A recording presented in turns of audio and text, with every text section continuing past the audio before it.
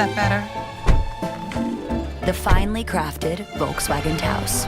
It's built just right. Get 1.9% APR financing for 48 months plus a $500 customer bonus on a new 2024 Taos or Tiguan.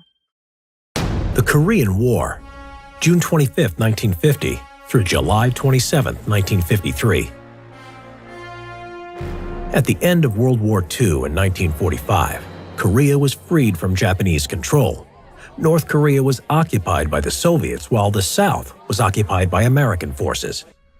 By 1948, the country was divided in half at the 38th parallel, with the capitalist South ruled by Syngman Rhee and the communist North ruled by Kim Il-sung. The Soviet troops withdrew from Korea in 1948, and U.S. troops withdrew in 1949. However, North and South Korea, as enemies of one another, would not accept the border between them as permanent. The North Koreans attacked South Korea on June 25, 1950, advancing across the 38th parallel.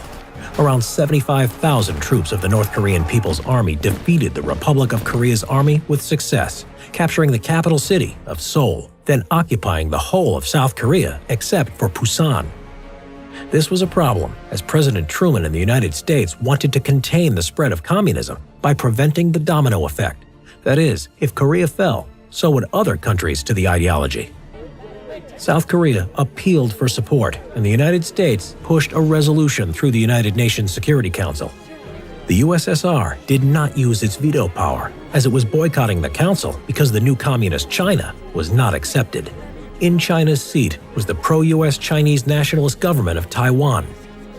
An appeal was made by the Security Council for North Korea to withdraw its troops, but was ignored.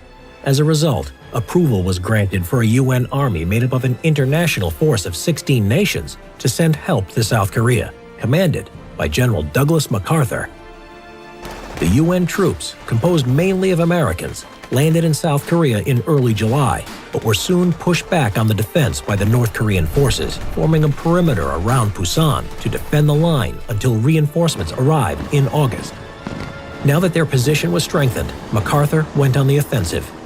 On September 15th, the U.S. Marines X-Corps launched an amphibious assault at Incheon.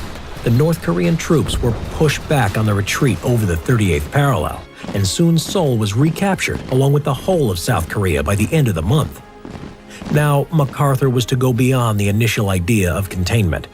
Truman, worried of a Chinese response, nevertheless approved, and UN troops moved into North Korea on October 7, 1950.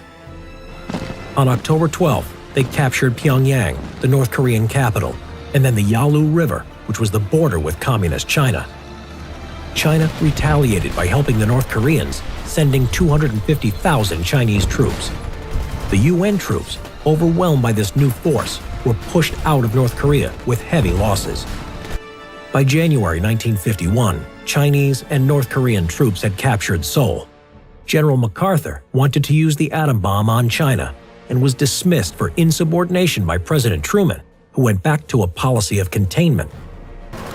In June 1951, more UN troops were sent to Korea, eventually driving the North Korean army to the 38th parallel and stabilizing the front. Now, a stalemate set in. In July, peace talks began, but a compromise could not be found. Meanwhile, fighting continued, and American pilots fought in the air against Soviet pilots using Chinese jet fighters and wearing Chinese uniforms.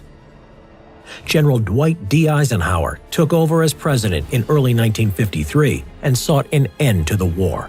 After 2 years of negotiation, an armistice was signed on July 27, 1953, at Panmunjom on the 38th parallel. A demilitarized zone was set up, which stands to this day.